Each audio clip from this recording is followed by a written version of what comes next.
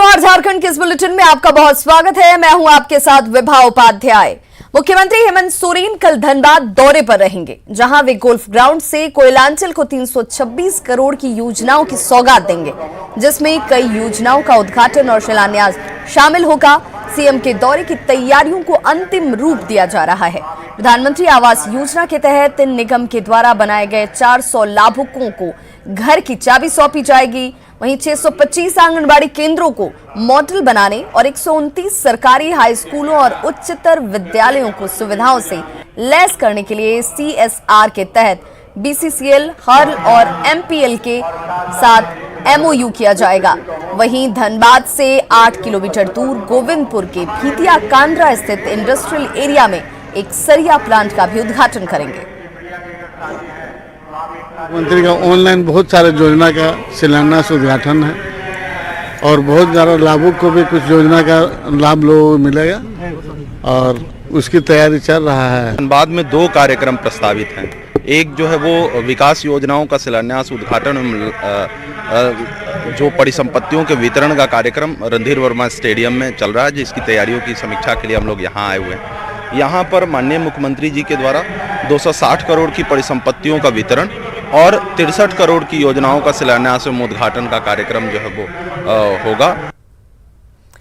खरमास खत्म हो चुका है। मुख्यमंत्री हेमंत सोरेन भी 3 दिनों तक दिल्ली दौरा पूरा कर रांची लौट आए हैं और ऐसे में उम्मीद जाहिर की जा रही है कि इस हफ्ते के अंत तक मंत्रिमंडल का विस्तार हो जाएगा।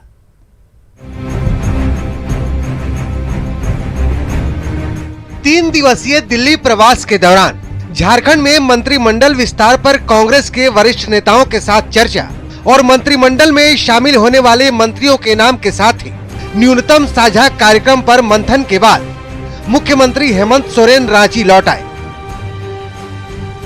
लेकिन मंत्रिमंडल विस्तार की तारीख पर इस बार भी सीएम जल्द वाला जवाब देकर निकल गए। बहुत कुछ बातें भी और पार्ट आप देख लीजिएगा, सारी चीजें स्पष्ट होंगी बहुत जल्दी। कब तक सर? बहुत जल्दी में एक उम्मीद। अब देखिए, कुछ हिस्से हमारे में भी रहने दीजिए कि हम लोग कब करेंगे। इन सब के बीच 17 जनवरी को कांग्रेस के सभी विधायक दिल्ली दरबार में हाजिरी लगाएंगे। मंत्री आलमगीर आलम की माने तो कहीं कोई पेच नहीं फंसा है और 19 जनवरी तक मंत्रिमंडल विस्तार के साथ ही विभागों का भी बंटवारा हो जाएगा। बहुत जल्द मंत्रिमंडल का विस्तार भी हो जाएगा और पोर्टफोलियो भी वितरण और मिला जुला कर सबके पास काम करने वाला विभाग ही मिलेगा। हाँ, इस तरह का। कब तक हो जाने की संभावना? 19 तक हो जाएगा। माना जा रहा है कि कांग्रेस की ओर से मंत्रिमंडल में ज्यादा हिस्सेदारी की मांग को लेकर मामला अटका है और मलाईदार विभागों पर भी दावेदारी मंत्रिमंडल विस्तार में देरी की एक बड़ी वजह है। चर्चा है कि जेएमएम कांग्रेस को 2 और मंत्री ही देने को तैयार है, यानी झारखंड मुक्ति मोर्चा कांग्रेस कोटे से कुल 4 मंत्री बनाने को तैयार है। लेकिन रामेश्वर उरांव कांग्रेस की झोली में 5 मंत्री पद मांग रहे हैं, तो एक सीट जीत कर आए आरजेडी की भी नजर मलाईदार विभाग पर है। हम लोग इसलिए कहते हैं कि पिछली सरकार में भी हम 5 थे, तो वही हम मांग कर रहे हैं, कुछ उसमें हटकत नहीं मांग कर रहे हैं। हम लोगों को जो भी विभाग मिले वो जनता के हित के लिए, जनता के काम करने के लिए और उसी से संगठन भी देखना है। वहीं मंत्रिमंडल में हो रही देरी पर बीजेपी कांग्रेस को निशाने पर ले रही है, जिस पर कांग्रेस ने भी पलटवार किया है। भारतीय जनता पार्टी ने पहले भी आशंका जताई थी कि जेएमएम की सरकार जरूर बन रही है, लेकिन ड्राइविंग सीट पर जो है वो कांग्रेस है और कांग्रेस कभी भी ना तो देश को और ना राज्य को अस्थिर होने देना चाहती है। भाजपा जो कहेगी उसमें मुझे कुछ कहना नहीं है। अभी फुर्सत में है बेचारे सब, तो फुर्सत में आदमी आया तो गप सप करते रहता है, गप कर रहे हैं। खैर, खरमास खत्म हो चुका है। तमाम कयासों और सियासत के बीच अब उम्मीद की जा सकती है कि 19 जनवरी तक मंत्रिमंडल का विस्तार हो जाएगा और सरकार पूरी रफ्तार से झारखंड के विकास में लग जाएगी। Bureau report, news 18 network. Jharkhand की सियासत में एक बार फिर स्थानीयता का जिन सामने आया है। जेएमएम अध्यक्ष शिबू सोरेन ने बीजेपी सरकार की स्थानीयता नीति को गलत बताते हुए इसमें परिवर्तन की मांग कर सियासत को गरमा दिया है। जो यहाँ का खतियानी है, जो यहाँ का पुराना बासिंदा है, उसको तो हर प्रकार का हक मिलना चाहिए। नहीं, 85 का ठीक नहीं है, उस दिन आना देना बराबर है। 1935 और 85 के अंतर है। स्थानीय नीति पर गुरु शिबू सोरेन के इस बयान ने ठंड में भी झारखंड की राजनीति को गरमा दिया है। शिबू सोरेन ने उस पुराने जख्म पर हाथ रख दिया है जो बाबूलाल मरांडी की सरकार की देर मानी जाती है। झारखंड गठन के बाद सबसे पहली मरांडी सरकार ने ही डोमिसाइल नीति को लागू करने की कोशिश की थी, जिसके प्रावधानों और नियमों का पूरे झारखंड में विरोध हुआ था। आइए जानते हैं कि बाबूलाल मरांडी की डोमिसाइल नीति क्या थी, जिसे अब दिशोम गुरु फिर से लागू करना चाहते हैं। पुराने नियम के मुताबिक जिन लोगों के पूर्वजों के नाम 1932 के जमीन सर्वेक्षण में सरकारी रिकॉर्ड में दर्ज होंगे, सिर्फ वही लोग तीसरी और चतुर्थ श्रेणी की नौकरी के लिए योग्य होंगे। शिबू सोरेन के इस बयान का उनके छोटे बेटे बसंत सोरेन ने भी समर्थन किया है। काफी नुकसान हुआ है। जो उनका मूल हक है उससे वंचित करने का काम किया पिछली सरकार ने। बसंत सोरेन ने जहां इसका समर्थन किया है, वहीं सीएम हेमंत ने पूरे मामले पर सधा हुआ बयान देकर संतुलन साधने की कोशिश की है। वो नेता ही नहीं, एक गार्जियन भी है और हमने देखा नहीं है, हमने सुना भी नहीं है कि क्या बात है। आपने कहा है ये बात, हम जानने का कोशिश करते हैं क्या विषय है, क्या संदर्भ है और आपका सवाल का मतलब क्या है।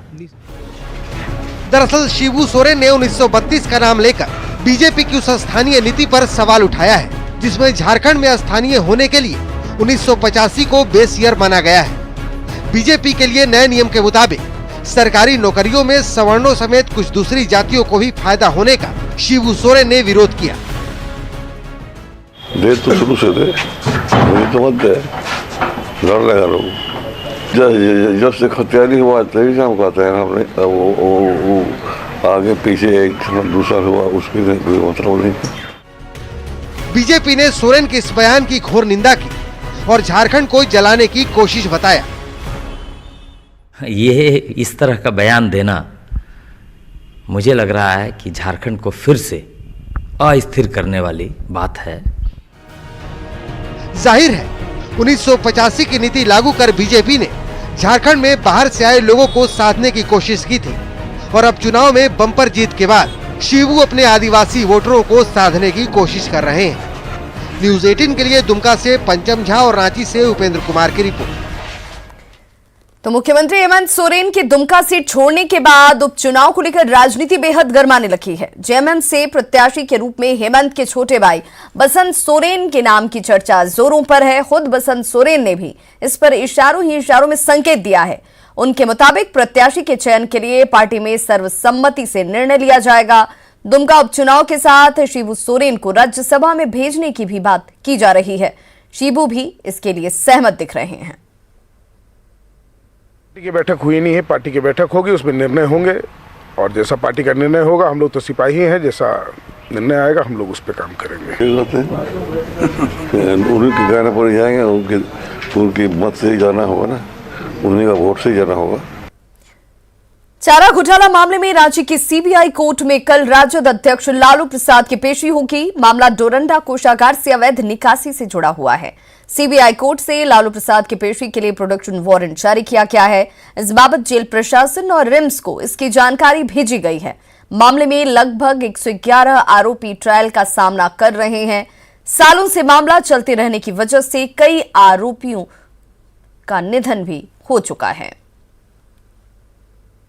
लालू प्रसाद यादव जी का जिसमें कि 313 का बयान चल रहा है, RC 47 96, उसी मामले में उनको भी बयान दर्ज करना है माननीय न्यायालय में, और वह उसमें दर्ज करने के लिए माननीय न्यायालय के द्वारा से प्रश्न पूछा जाता है। उसी मामले में लालू प्रसाद यादव जी को भी कल उनको बयान दर्ज करने के लिए संभावना व्यक्त की आ सकती है। झालसा यानी कि झारखंड लीगल सर्विस अथॉरिटी ने एक बार फिर दुनिया भर में झारखंड और देश का मान बढ़ाया है। दुनिया में पहली बार किसी लीगल सर्विस संस्था ने एक दिन में 9,500 से अधिक केसों का निष्पादन कर विश्व रिकॉर्ड बनाया है।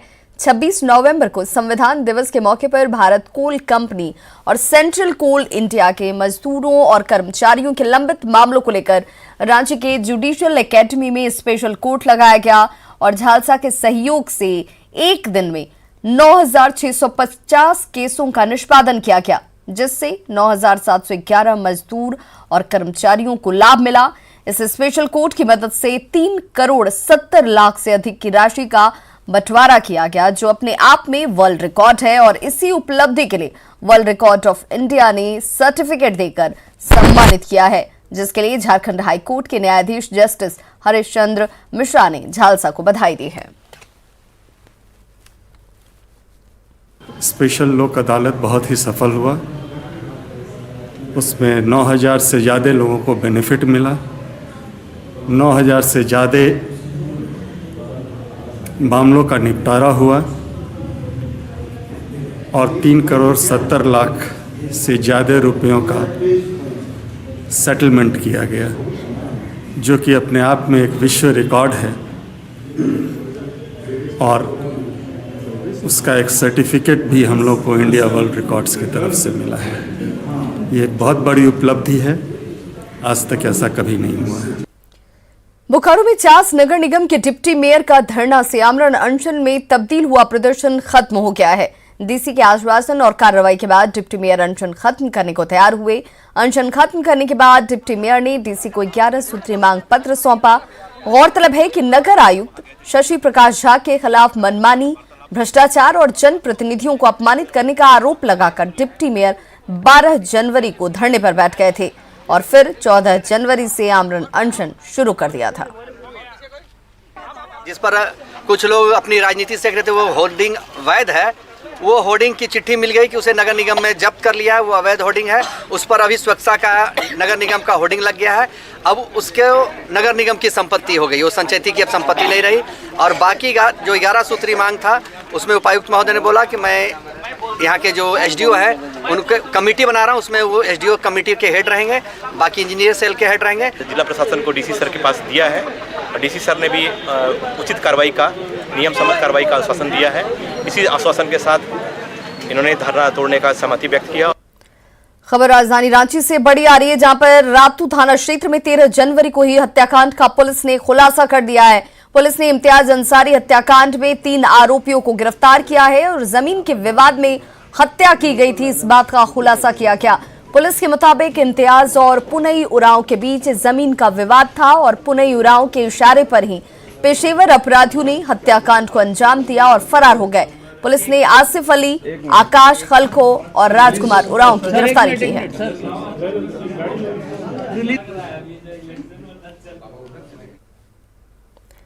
कोयलांचल धनबाद में एक शादी समारोह कौमी एकता की मिसाल बन गई। यहां हुए सर्वधर्म सामूहिक विवाह समारोह में 111 जोड़ों की शादी हुई, जिसमें हिंदू, मुस्लिम, सिख, ईसाई समेत सभी धर्मों के जोड़े शामिल थे। शादी के लिए आए जोड़ों के साथ बड़ी संख्या में बाराती भी थे।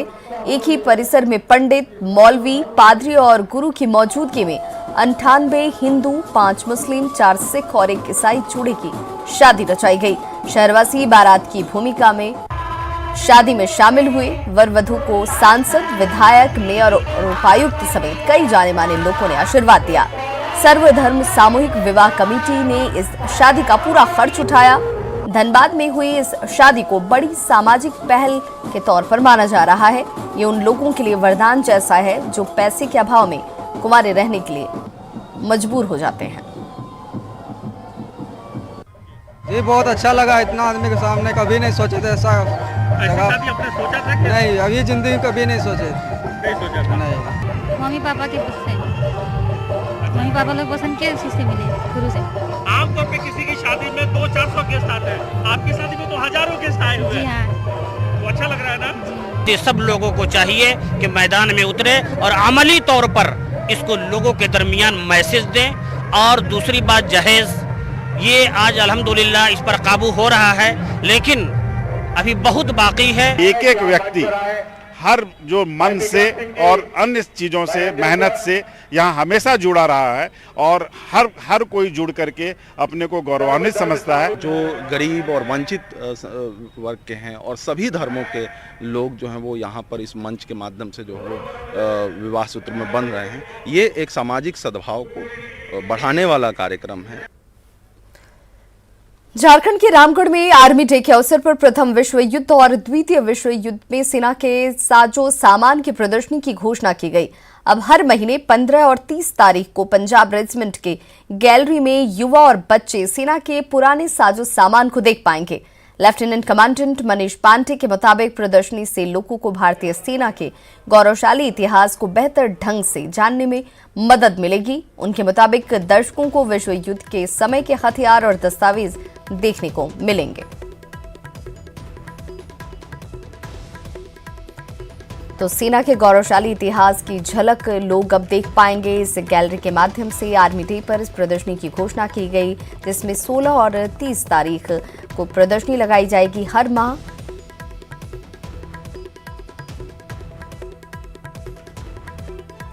सेंटर में गया था म्यूजियम खोलने के उपलक्ष्य में, और पंजाब रेजिमेंट सेंटर को मैं सबसे प्रथम बहुत बहुत बधाई देता हूं कि आज इस विजय दिवस के उपलक्ष्य में पंजाब रेजिमेंट सेंटर ने हर महीने के 15 तारीख और महीने के अंतिम तारीख 30 हो या 31 हो, उस म्यूजियम को खोला जाएगा ओपन सभी पब्लिक के लिए।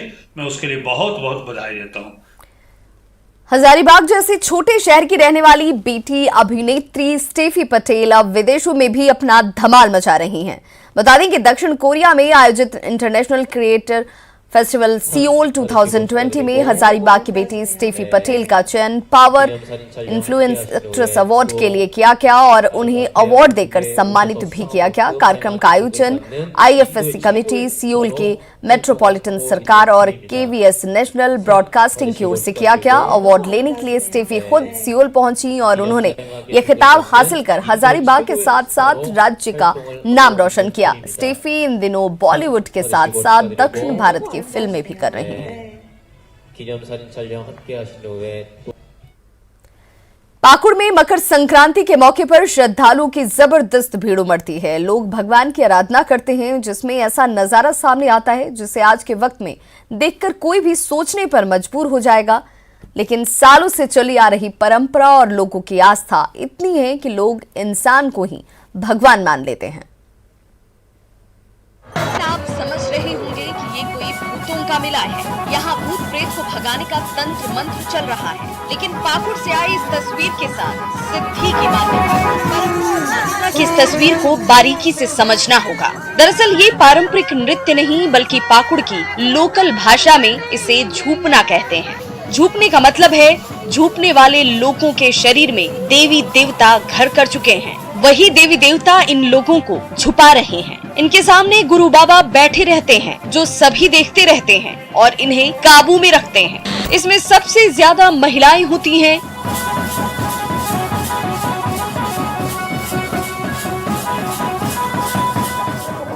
महिलाएं तब तक झूपती रहती हैं जब तक थक कर चूर नहीं हो जाती। जब थक जाती हैं तो पूजा स्थान पर दंडवत हो जाती हैं। तब ये मान लिया जाता है कि इनके शरीर से देवी देवता निकल चुके हैं।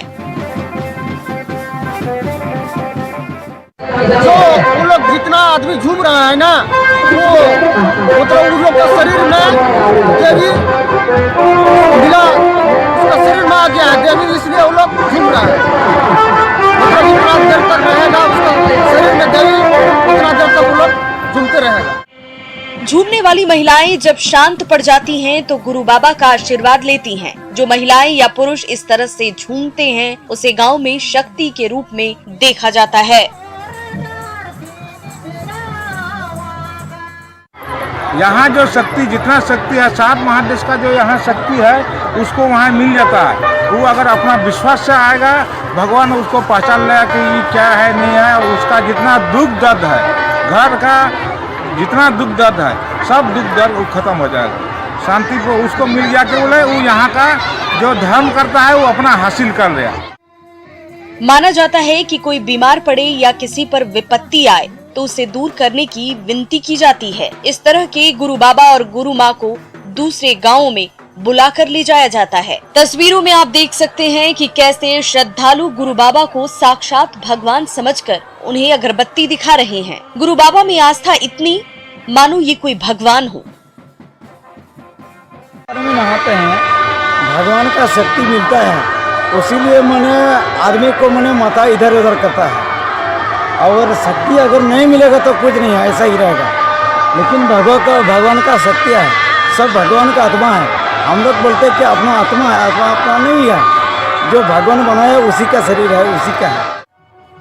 दरअसल पाकुड़ के सिद्धपुर गांव में गर्म और ठंडा दोनों कुंड है। लोगों का मानना है कि एक ही जगह दोनों कुंड भगवान की विशेष देन है। इसे शक्ति स्थल के रूप में माना जाता है। मकर संक्रांति के मौके पर यहाँ लोगों की जबरदस्त भीड़ उमड़ती है।